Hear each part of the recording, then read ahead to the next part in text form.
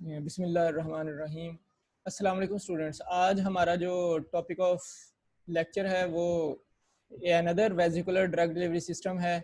हमने previously start किया हुआ था वेजिकुलर ड्रग डिलीवरी सिस्टम, तो उसमें हमने फर्स्ट सिस्टम जो कि वेजिकुलर ड्रग डिलीवरी सिस्टम में डिस्कस किया है वो लिपोसोम्स था। अब सिमिलरली उसी की कंटिन्यूएशन जो है वो सेकेंडली नायोसोम्स है।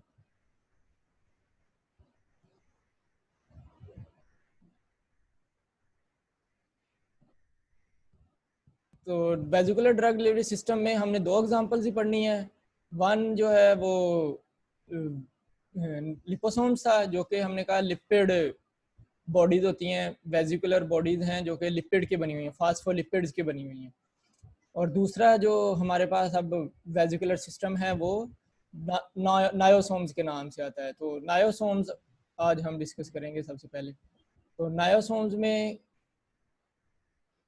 अगर हम इसको समझे तो नायोसोम्स जो होते हैं वो एब्रीविएशन वर्ड्स हैं, दो के एब्रीविएशन से बना हुआ है। एक वर्ड शुरू में जो लगा हुआ है वो नायोज है, NIOS। नायोज जो है इसको हम कहते हैं, ये N फॉर नॉन है, IO फॉर आयोनिक है, S फॉर सरफेक्टेंट्स है।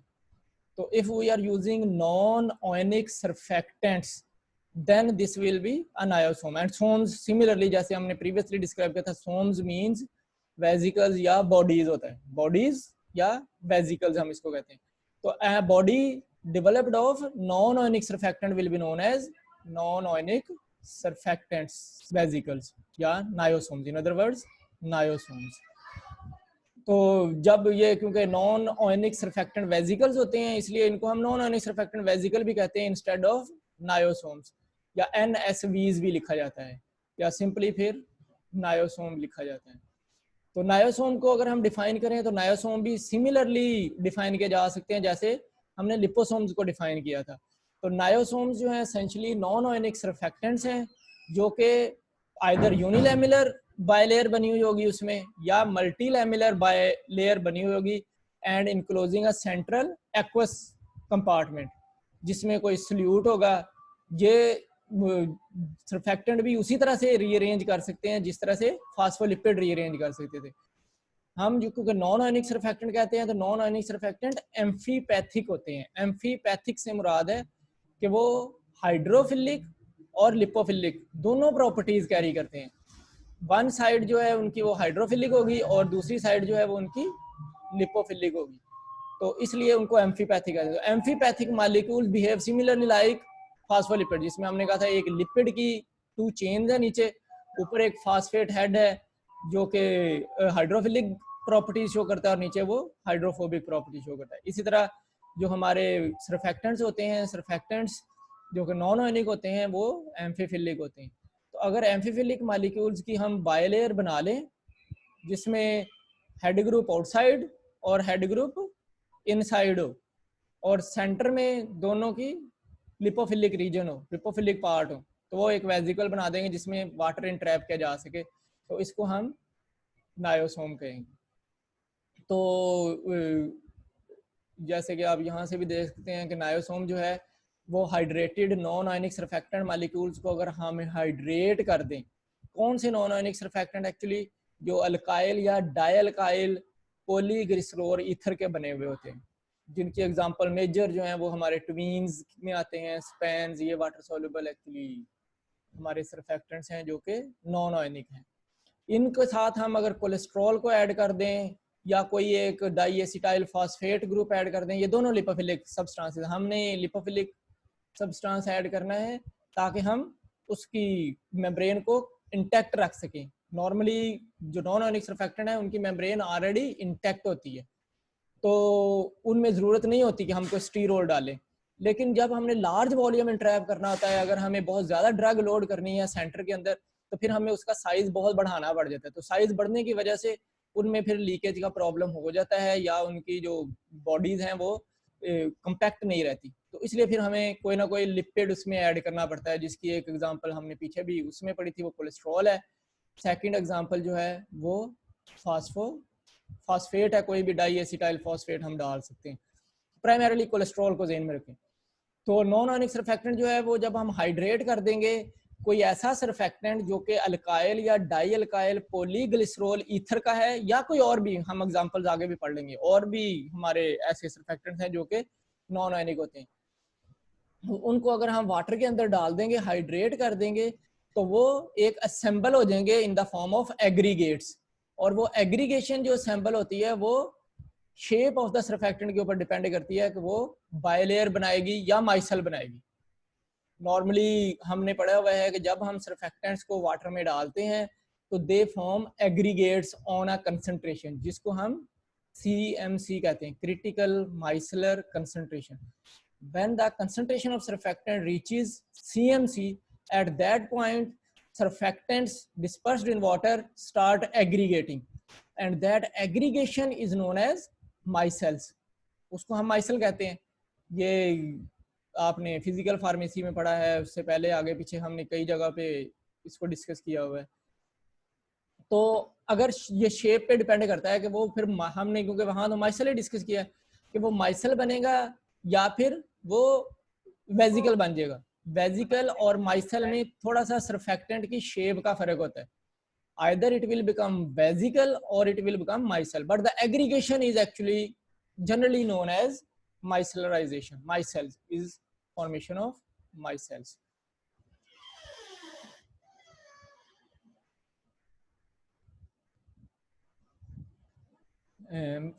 अब दूसरा इसमें जो हमने डिस्कस करना है वो ये है कि सरफेक्टेंट जो है वो नॉर्मली खुद ही एग्रीगेट नहीं कर जाते, सेल्फ वो नहीं बनाते बायलेयर, यानी या फिर वो कहें कि हम उनको डिस्पर्स करें तो माइसेल्स तो बन जाते हैं जब एक CMC रीच होता है, लेकिन CMC उनको एग्रीगेट कराने के लिए भी हमें एनर्जी रिक्वायर्ड होती है, यानी कि हमें एजिटेट करना होता है। तो इसी तरह से बायलेयर बनाने के लिए भी वो स्पॉन्टेनियस प्रोसेस नहीं होगा और वो भी रिक्वायर करेगा एनर्जी को, यानी कि हम उसको शेक करें कुछ टाइम के लिए तो वो एग्रीगेट बनेंगे, या फिर हम उनको हीट करें तो वो एग्रीगेट करेंगे। तो ये एक एनर्जी कंज्यूमिंग प्रोसेस होता है जो कि फिजिकल एजिटेशन से पॉसिबल है या हीट से पॉसिबल है।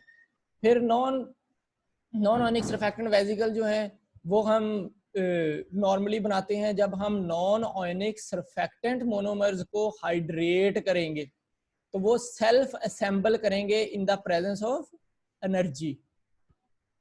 तो एनर्जी बेस्ड मैकेनिज्म हुआ जिसमें सेल्फ असेंबल हुए hydrated non ionic surfactant monomers to form a closed bilayer structure in the same phase, जिस तरह से हमने लिपोसोम्स को कहा था कि लिपोसोम्स को जब हम फास्फोलिपिड्स को वाटर में हाइड्रेट करते हैं तो वो अपने लिपिड पार्ट को प्रोटेक्ट करने के लिए एक बायलेयर में अरेंज होना शुरू हो जाते हैं।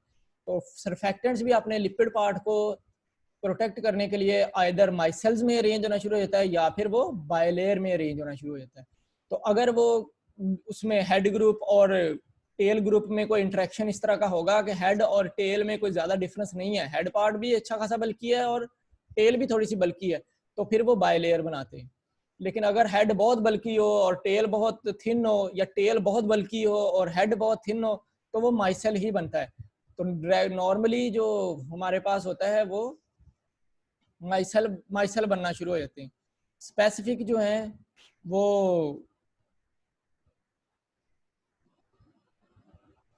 स्पेसिफिक जो है हमारे पास सरफेक्टेंट्स वो फिर बायलेयर बनाते हैं, जिनमें मैंने आपको एग्जांपल दी वो अल्काइल या डाई अल्काइल पॉलीग्लिसरॉल ईथर, ये एक एग्जांपल है उनमें से, जिनमें ट्वीन्स और स्पैन्स आते हैं, ये बायलेयर बना सकते हैं। अच्छा, थोड़ी सी प्रॉपर्टीज हम डिस्कस कर लें कि हमें ये क्यों हम नायासोन्स प्रिपेयर करते हैं। तो जब सबसे पहले हमने कहा ये वेजिकुलर ड्रग सिस्टम है या ड्रग कैरियर्स की एग्जांपल में आते हैं, तो ये भी एक हमारा ड्रग कैरियर है। तो ये एक वेजिकुलर स्ट्रक्चर है जिसके अंदर ड्रग डाली जा सकती है या ड्रग के बगैर हो सकता है, तो ये ड्रग कैरियर के तौर पे वर्क करता है। ये बायोडिग्रेडेबल होता है, बायोकम्पैटिबल है, नॉन इम्यूनोजेनिक है, इसमें कोई इम्यून रिस्पॉन्स नहीं आता, कोई नॉन बायोडिग्रेडेबिलिटी नहीं है, सरफेक्टेंट बायोडिग्रेडेबल होते हैं और ये बॉडी के साथ कंपैटिबल होते हैं। कोई इम्यून सिस्टम इनको किसी भी तरह से डिटेक्ट करके फैगोसाइटोस नहीं कर सकता क्योंकि ये बायोकम्पैटिबल है, ये बॉडी के अंदर कंपैटिबल होता है। तो अगर फैगोसाइटोस कर लिए जाते थे, तो हमने लिपोसोम का डिसएडवांटेज ये पड़ा था, तो वो पैसिवली इम्यून सिस्टम को एक्चुअली टारगेट करते थे, इम्यून सिस्टम के प्रिकर्सर्स को टारगेट करते थे। लेकिन नायोसोम जो हैं वो बायोकम्पैटिबल होते हैं, तो इनको फैगोसाइटोस नहीं किया जा सकता, ये बॉडी में सर्कुलेट करते रहते हैं। इनका जो साइज होता है वो साइज थोड़ा सा डिफरेंट होता है, साइज देन द लिपोसोम्स, बड़ा होता है या फिर बहुत स्मॉलर भी होते हैं।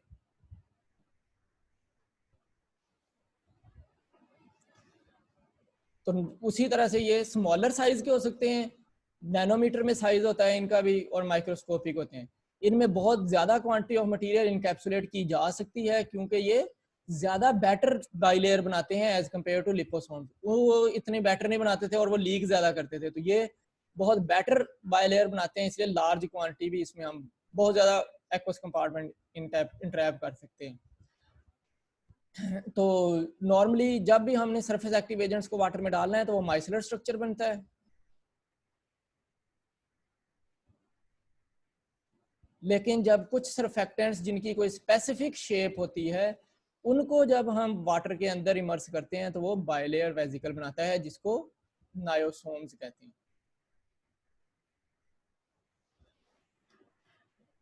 अच्छा, अब ये एक मैंने आपको फिगर में ये फिगर नजर आ रही होगी, इसमें ये नायोसोम का स्ट्रक्चर है। तो नायोसोम में ये जो राउंड राउंड है ये उसका हेड ग्रुप है, यानी कि ये हेड ग्रुप जो है ये हाइड्रोफिलिक पार्ट का बना हुआ है, ये हाइड्रोफिलिक एंड कहलाएगा। इसी तरह से ये सेंटर में भी एक राउंड राउंड आपको है बना हुआ नजर आ रहा है, ये भी उसका हेड ग्रुप है। तो हेड ग्रुप जो होता है वो हाइड्रोफिलिक मॉइटीज का बना हुआ है। तो जो हमारा सरफेक्टेंट है उसमें जितनी हाइड्रोफिलिक मॉइटीज हैं, वो हाइड्रोफिलिक मॉइटीज की बेस के ऊपर ये इस तरह से बाहर वाली लेयर और अंदर वाली लेयर जो है वो गेन कर लेगा। और फिर जो लिपोफिलिक पार्ट है इसका, वो इस तरह से सेंटर में आ जाता है, उसी तरह से जैसे फास्फोलिपिड का है, तो वो इस तरह से बायलेयर डेवलप होना शुरू हो जाती है, तो ये एक बायलेयर बन जाती है। तो ये polar heads facing hydrophilic region, यानी कि अंदर भी एक एक्वस कंपार्टमेंट है और इसको बाहर भी हमने वाटर के अंदर डिस्पर्स किया हुआ है। तो हेड ग्रुप जो है वो फेस करेंगे टुवर्ड्स वाटर, ये वाटर सेंट्रल एक्वस रीजन, और ये आउटसाइड एक्वस रीजन, जो इसके बाहर का रीजन है वो एक्वस रीजन है। हाइड्रोफोबिक ड्रग्स जो हैं वो फिर इसमें, क्योंकि ये पोलर, इनके हेड्स जो हैं, पोलर एंड्स जो हैं वो एक दूसरे की तरफ हैं, वो एक दूसरे को फेस कर रहे हैं, facing each other with in the bilayer. तो इसके अंदर हम फिर लिपोफिलिक ड्रग, इसके अंदर हम हाइड्रोफिलिक ड्रग लोड कर सकते हैं, इसके अंदर हम लिपोफिलिक ड्रग्स लोड कर सकते हैं। तो स्ट्रक्चर सम बिट सिमिलर होता है जैसे हमारे फास्फोलिपिड का था या लिपोसोम्स का था, उसी तरह का स्ट्रक्चर ही हमारा इसका नायोसोम्स का होता है। तो हेड ग्रुप दोनों outside of the नायोसोम and central part of the नायोसोम को कवर करते हैं। टेल ग्रुप जो है वो in between those two parts वो टेल ऑक्यूपाई करती है। इस तरह हम इसमें एक्वस ड्रग जो है सेंट्रल कंपार्टमेंट में, और लिपोफिलिक ड्रग जो है वो बायलेयर के अंदर यहाँ पे ट्रैप करा सकते हैं, और इसको हम वाटर के अंदर डिस्पर्स कर सकते हैं। अच्छा, अब हमने पढ़ना है कि किस वजह से ये जो नायोसोम्स हैं वो बन जाते हैं। फास्फोलिपिड्स को जब हम डिस्पर्स करते थे तो क्योंकि उसमें एक हेड ग्रुप है फिर एक टेल ग्रुप है, वो हेड और टेल आपस में इंटरेक्ट करते हैं, वाटर से प्रोटेक्ट करने के लिए वो एग्रीगेट करना शुरू होते हैं। एक साइड को वो प्रोटेक्ट कर लेते हैं लेकिन दूसरी साइड नहीं प्रोटेक्ट होती, तो फिर दूसरी एक और मेम्ब्रेन इसी तरह की जिसने अपने आप को प्रोटेक्ट किया हुआ था बाय ज्वाइनिंग ईच अदर, वो उसके सामने आ जाती है। ये हमने फास्फोलिपिड में पढ़ा था। अब हम अगर देखें तो हम कैसे ये मैनेज करेंगे कि कैसे नायोसोम्स इस तरह से अरेंज होंगे। तो नायोसोम्स जो हैं उनमें जो हमारे नॉन आयनिक सरफेक्टेंट होते हैं उनकी शेप्स होती हैं। तो शेप्स को डिमॉन्स्ट्रेट करने के लिए एक क्राइटेरिया या एक प्रोसीजर कहलाता है जिसको हम क्रिटिकल पैकेजिंग पैरामीटर कहते हैं। CPP से लिखा जाता है, क्रिटिकल पैकेजिंग पैरामीटर्स। हम किसी भी सरफेक्टेंट का अगर CPP मेजर कर लें तो वो हमें बता देगा कि ये कौन सी शेप लेगा ऑन एग्रीगेशन। जब इसको हम वाटर में डिस्पर्स कर देंगे तो इसने एग्रीगेट तो करना है, जब हम एनर्जी लगाएंगे तो वो एग्रीगेट करेगा, तो एग्रीगेट करने पे वो कौन सी शेप लेगा ये डिमॉन्स्ट्रेट करेगी उसकी CPP value. CPP is critical packaging parameter. तो ये क्रिटिकल पैकेजिंग पैरामीटर जो है वो शेप के ऊपर हमें एग्रीगेशन बताता है। अगर हमें CPP की वैल्यू पता हो तो हम उसको बता देंगे कि ये किस तरह की शेप अटेन करेगा ऑन एग्रीगेशन। होता क्या है, सीपीपी एक्चुअली एक रेशो है जिसमें हम हाइड्रोफोबिक पार्ट को या हाइड्रोफोबिक प्रॉपर्टीज ऑफ सर्फेक्टेंट को रेशो में लेते हैं against hydrophilic properties of surfactant. यानी कि मैंने कहा हाइड्रोफोबिक जो है वो इसमें 100 है पार्ट, या इसमें हमने कहा जी हाइड्रोफोबिक जो है वो 75 पार्ट है, और जो लिपोफिलिक पार्ट है वो 25 है। तो 25 डिवाइडेड बाय 75 या 1/3 हो जाएगा, इसको हम 1/3 कहेंगे। ये CPP वैल्यू होगी। सिंपल एक रेशो है, थोड़ी सी कम्प्लेक्स है इन अ सेंस क्योंकि हम वेरी प्रिसाइजली मेजर नहीं कर सकते हाइड्रोफोबिक पार्ट को और हाइड्रोफिलिक पार्ट को। तो उसके लिए इस रेशो को हम एक्सप्रेस करते हैं in terms of volume of the hydrophobic chains. ये अगर मैं आपको बताऊं कि ये एक हमने लिपोसोम फॉर एग्जांपल ये एग्रीगेशन हुई थी फास्फोलिपिड्स की, नॉन आयनिक सर्फेक्टेंट्स की एग्रीगेशन होकर माइसेल बना हुआ था। तो इस माइसेल में से एक पार्ट निकाला हमने, एक सर्फेक्टेंट का मॉलिक्यूल निकाला, वो ये एक सर्फेक्टेंट का मॉलिक्यूल वो इस तरह का है। फॉर एग्जांपल ये कोन शेप्ड सर्फेक्टेंट मॉलिक्यूल है। इसमें एक ये जो ऊपर वाइडर रीजन है ये हेड ग्रुप कहलाता है, और ये जो फिर टेल जो एक नैरो रीजन है ये टेल कहलाती है। तो starting from head to the tail alkyl chains होती हैं हमारे सर्फेक्टेंट्स में, अल्काइल चेन्स होती हैं। वो अल्काइल चेन इसकी हाइड्रोफोबिक एंड डिमॉन्स्ट्रेट करती हैं, इसका सारा हाइड्रोफोबिक एंड कहलाता है। तो ये हमने कहा रेशो है हाइड्रोफोबिक प्रॉपर्टीज क्या विद हाइड्रोफिलिक प्रॉपर्टीज। तो हमें ये हाइड्रोफोबिक प्रॉपर्टी मेजर करनी है। ये हाइड्रोफोबिक प्रॉपर्टी मेजर होती है from volume which can be encapsulated within this region. जितना वॉल्यूम ये ऑक्यूपाई करती हैं, एक्चुअली जितना वॉल्यूम ये chain alkyl chain diacetyl chain जो भी चेन है यहाँ पे, वो जितना वॉल्यूम ऑक्यूपाई करती है वो हाइड्रोफोबिक उसका चेन का हाइड्रोफोबिक एंड कहलाता है। तो ये रेशो होगी फिर volume of hydrophobic chain divided by a product of, हमने एक तो लेना है area of the hydrophilic region. ये जो हेड ग्रुप है ये हाइड्रोफिलिक एंड है, तो ये जितना है इसका हमने एरिया मेजर करना है। तो ये हमारा हाइड्रोफिलिक प्रॉपर्टीज बताएगा, हमने इसको डिवाइड करना है उससे।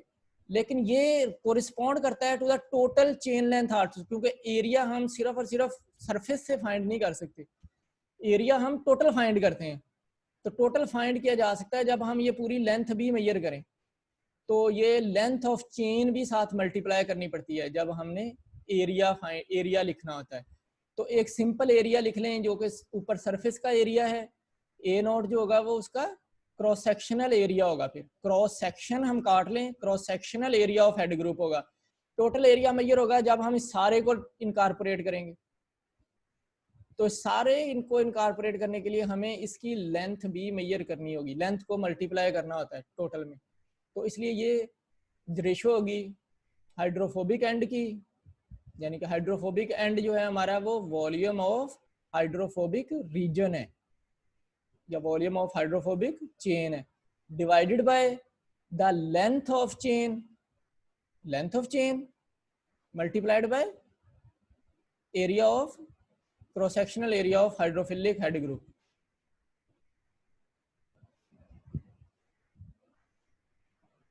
तो ये रेशो फिर बन जाएगी CPP is equal to V over LC A not.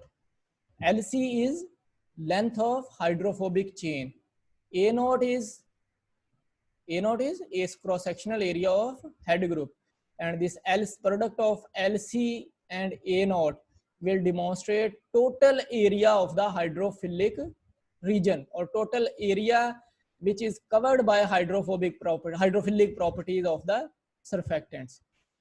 तो हमने एक्चुअली जो रेशो मैंने बताई थी हाइड्रोफोबिक प्रॉपर्टीज ऑफ सर्फेक्टेंट को डिवाइड कर दिया against hydrophilic properties of surfactant.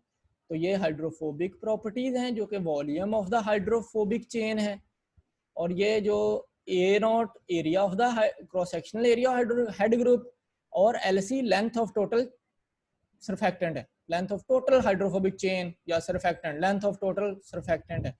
इसका प्रोडक्ट, ये हाइड्रोफिलिक प्रॉपर्टीज बताता है सरफेक्टेंट की। तो V ओवर LCA0 अगर हम कर दें तो ये हमें बता देगा कि हमारे CPP वैल्यू क्या है।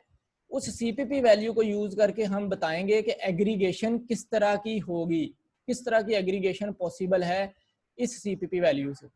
ये फिगर के अंदर देखें लिखा हुआ है CPP, अगर CPP की वैल्यू लेसर है देन 0.5, 0.5 से लेसर है, मींस 0.5 से लेसर उस वक्त आएगी जब ये ज्यादा होगा हेड ग्रुप, यानी कि डबल से ज्यादा होगा, डबल होगा या डबल से ज्यादा होगा, और ये हाफ होगा या हाफ से कम होगा, तो वैल्यू CPP की 0.5 से लेसर आना शुरू हो जाएगी।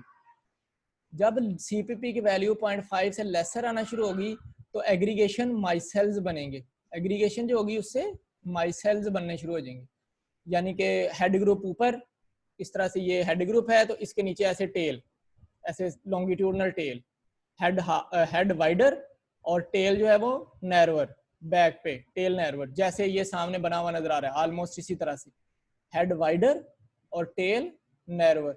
ये जब डिस्पर्स होगा तो इधर एक दूसरा लगना शुरू हो जाएगा, एक दूसरा, फिर इधर तीसरा, चौथा, पांचवा, तो ऐसे सर्कल बनना शुरू हो जाएगा, सर्कल बन जाएगा। सेंटर जो होगा उसमें वो टेल एडजस्ट होती जाएगी, छोटी छोटी टेल है तो वो सेंटर में ऐसे यूं ऐसे आ गई, यानी कि फॉर एग्जांपल ये हेड है, पीछे बड़े हैं, ये राउंड हुए हैं, और ये टेल सेंटर में आ गई, तो ये एक इस तरह से बन जाता है, ये एक एग्रीगेशन बन गई।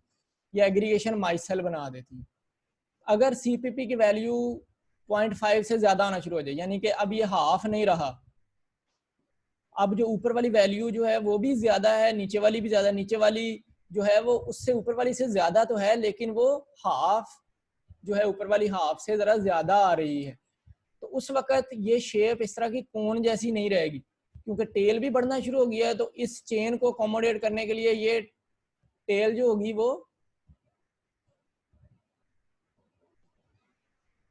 ये टेल जो होगी वो फिर यहां से लेके इस तरफ को जाना शुरू हो जाएगी, या फिर ये इस तरफ को जाना शुरू हो जाएगी।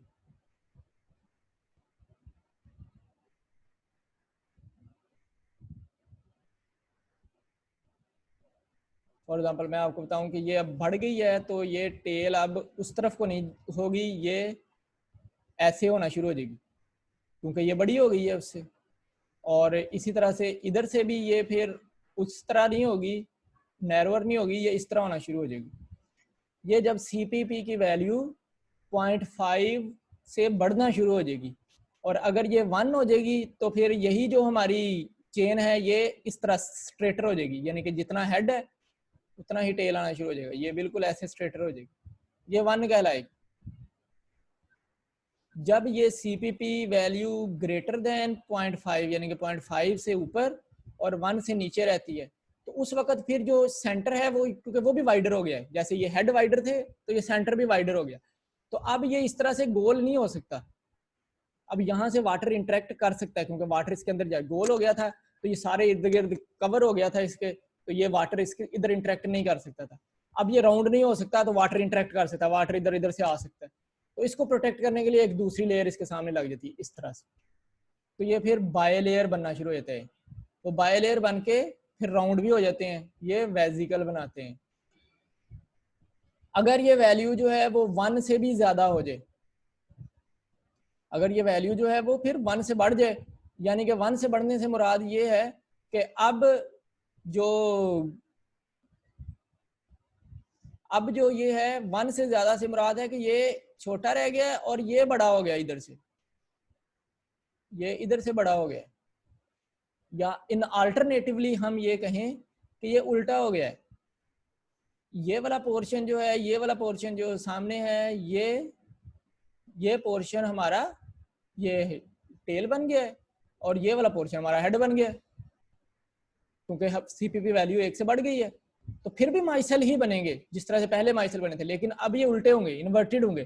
पहले वाले माइसेल में हेड ग्रुप बाहर था, टेल सेंटर में थी, अब इन वाले माइसेल्स में टेल बाहर होगी और हेड जो है वो सेंटर में होगा।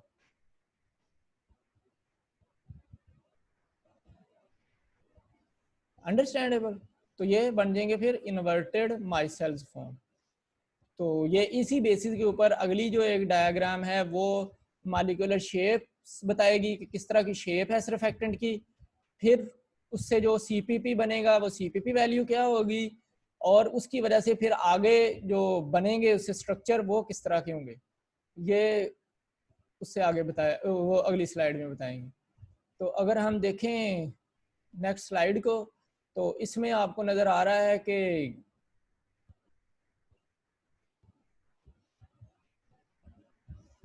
इसमें ये एक हमने नॉन आयोनिक सरफेक्टेंट बनाया है। इसमें हमने लिखा है कि ये जो ऊपर वाला पार्ट है वो A0 है, cross sectional area of the head group. ये जो टोटल लेंथ है ये LC है, लेंथ ऑफ चेन लेंथ है, ये हाइड्रोफोबिक चेन की लेंथ है। ये हमारा हाइड्रोफिलिक प्रॉपर्टीज बताएगा। और फिर ये जितना वॉल्यूम है चेन का वो हमारी लिपोफिलिक प्रॉपर्टी बताएगा। तो V/A0 LC ये हमारी CPP की वैल्यू है। अगर हमने ये फार्मूला लगाया है तो वो वैल्यू जो आई है वो लेस देन 1/3 आई है, यानी कि जो हमारा लिपोफिलिक चेन है वो 1 है, और ये 3 या 3.1, 3.2, 3.4, 3.5 इस तरह से आया है जवाब हमारा। 1/3 से जो वैल्यू है वो हमारी कम आई है। तो फिर जो शेप होगी वो इस तरह की कोन शेप बनना शुरू होगी। अगर ये पैकेजिंग पैरामीटर बनता है तो शेप कोन बनना शुरू होगी, क्योंकि हेड बहुत ज़्यादा है, ये 3 पार्ट्स ऑफ द टेल है या more than 3 parts of the tail है। तो जब more than 3 parts of the tail होते हैं तो एक बहुत नैरोअर हो जाता है जो कि 1 पार्ट होता है, और जो 3 पार्ट या मोर देन 3 होते हैं वो बहुत वाइडर हो जाते हैं, तो शेप बन जाती है कोन। अच्छा, सिमिलरली अगर हम कहें, अभी ये अगला मैं आपको समझाता हूँ। अगला, अगर ये जो दोनों के दरमियान रेशो है वो 1/3 से 1/2 तक हो जाए, यानी कि अब सरफेक्टेंट जो है उसमें हेड ग्रुप जो है वो 75 और टेल ग्रुप जो है वो 25 है, या हेड ग्रुप जो है वो वहां से 66 और टेल जो है वो 33 तक है पार्ट्स, इतने पार्ट्स आए हैं। या इसको हमने डिवाइड किया ना, तो इधर इतना आया तो इधर इतना जवाब आया, 1/3 से 1/2 तक। तो फिर शेप इस तरह की ट्रंकेटेड सी बनना शुरू हो जाएगी। अ कोन विच इज ट्रंकेटेड, इसको हम कहते हैं स्मॉल ट्रंकेटेड कोन। ये स्मॉल ट्रंकेटेड कोन कहलाती है। इसमें यह है कि ये हेड ग्रुप थोड़ा सा बड़ा है, वाइडर है, ये 2 पार्ट्स है ऑफ द टेल, या ये 3 पार्ट्स है ऑफ द टेल, और ये टेल है जो कि एक्चुअली 3rd पार्ट है या हाफ पार्ट है ऑफ द हेड ग्रुप। तो इस तरह की शेप बनना शुरू होगी, ये कहलाती है स्मॉल ट्रंकेटेड शेप। अगर ये हमारा CPP की वैल्यू इस तरह से अब 1/2 से लेके 1 तक जाना शुरू हो जाए, 1/2 से मुराद है कि half of the head group जो है वो हमारा टेल ग्रुप है, हाफ से एक्चुअली ज्यादा ही है क्योंकि 1/2 से हम 1 तक जा रहे हैं। तो हम हाफ से अगर हमारा टेल ग्रुप ज्यादा हो जाए हेड के निस्बत, और हेड जो है वो हमारा अगर 1 है और ये उससे 0.5 से बढ़ गया है हाफ से, तो वो 1/2 से ग्रेटर होगा, तो ये जो शेप बनेगी ये लार्ज ट्रंकेटेड कोन कहलाएगी। 1 तक ये भी ट्रंकेटेड शेप है, तो ये कहलाएगी फिर लार्ज ट्रंकेटेड कोन। अच्छा, अगर ये शेप 1 हो जाए, 1 से मुराद है same head group and same tail group, ऊपर की वैल्यू और नीचे की वैल्यू एक जैसी आ रही है तो जवाब 1 आ जाता है। अगर ये 1 होगा तो ये सिलेंडर बन जाएगा, सीधा सीधा स्ट्रेटर, हेड भी उतना ही टेल भी उतनी, ये बनाने में थोड़ा सा मसला है, हेड भी उतना ही बन जाएगा और टेल भी उतनी ही बन जाएगी। इसको हम कहेंगे सिलेंडर। ये सिलेंडर ऐसा होता है ना, हमने कहा सिलेंडर में हम मेजर करते हैं तो सिलेंडर ऊपर से भी उतना ही वाइडर है, नीचे से भी उतना ही वाइडर है, एक ही जैसा होता है। तो सिलेंडर से मुराद है हेड ग्रुप भी उतना ही और टेल भी उतनी, ये सिलेंडर शेप बन जाती है अगर CPP की वैल्यू 1 हो, 1 के राउंड अबाउट हो। अगर ये 1 से ज्यादा हो जाए CPP की वैल्यू, इसका मतलब है कि ये बहुत ज्यादा हो गया है। अब ये उल्टा हो गया, यानी कि या तो 3 ये हो गया है और या 2 ये हो गया और 1 जो है वो हेड रह गया है, समझ आइए। या तो जो ये अब ये 3 ये अब एक्चुअली 3 डिवाइडेड बाय 1 हो गया है, या फिर ये 2 डिवाइडेड बाय 1 हो गया है। तो ये क्या कहलाएगा, ये कहलाएगा कि हमारी जो CPP की वैल्यू है वो ग्रेटर दैन 1 हो गई है, तो शेप जो है वो इस तरह की बनना शुरू हो जाएगी। ये कोन की तरह की शेप है, ऊपर से ये हेड ग्रुप अगर हमने सेम रखा जैसे वो है हेड ग्रुप है, तो ये टेल इतनी बढ़ गई है। एक्चुअली अगर हम इसको इन फॉर्म में लिखें तो हेड ग्रुप ये हो गया है और टेल ग्रुप ये हो गया है। तो इसको हम इन्वर्टेड कोन कहेंगे, इन्वर्टेड कोन, या फिर इसको हम वेज कहते हैं, वेज शेप्ड। ये वेज शेप्ड हो जाएगा या इन्वर्टेड कोन हो जाएगा। अच्छा, अब जरा देखिएगा, गौर से सुनिएगा।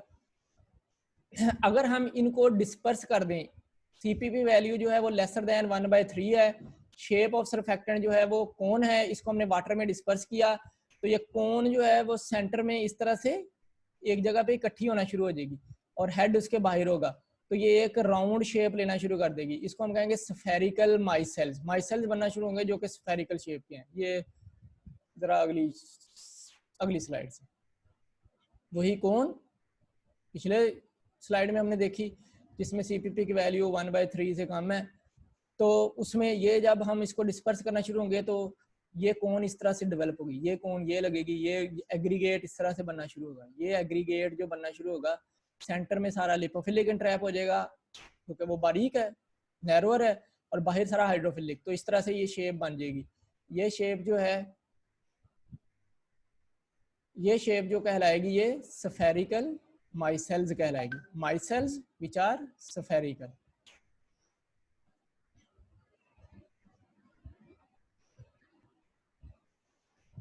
हाँ, छुट्टी होने लगी है। दूसरा, अगर हम कहें कि ये ट्रंकेटेड कौन थी, स्मॉल ट्रंकेटेड, तो वो भी इस तरह से अरेंज हो सकती है, लेकिन वो सारी सेंटर में, वो सेंटर में अटैच नहीं कर सकती जैसा कि ये स्फेरिकल कर सकती थी हमारी स्फीयर बनने में। तो वो सेंटर में स्पेस बचना शुरू हो जाती है, तो ये इस तरह से फिर पीछे को हटना शुरू हो जाते हैं।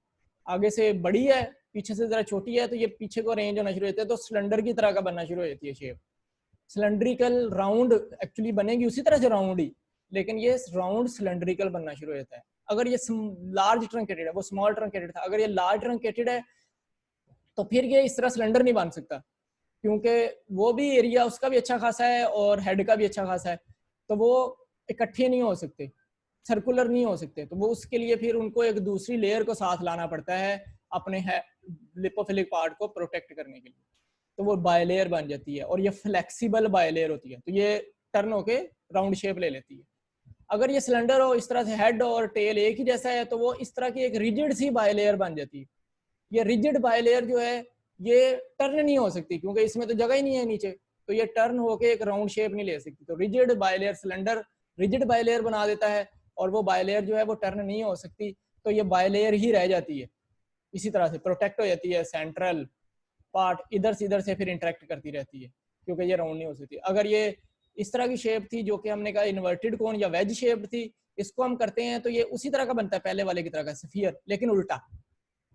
हेड ग्रुप ये सेंटर में, ये इकट्ठे पास आ जाते हैं, ये गैप बना लिया है, लेकिन ये साथ आ जाते हैं सारे एक दूसरे के, और टेल बाहर, तो ये इन्वर्टेड माइसेल बन जाते हैं। चलिए बच्चों, बहुत शुक्रिया।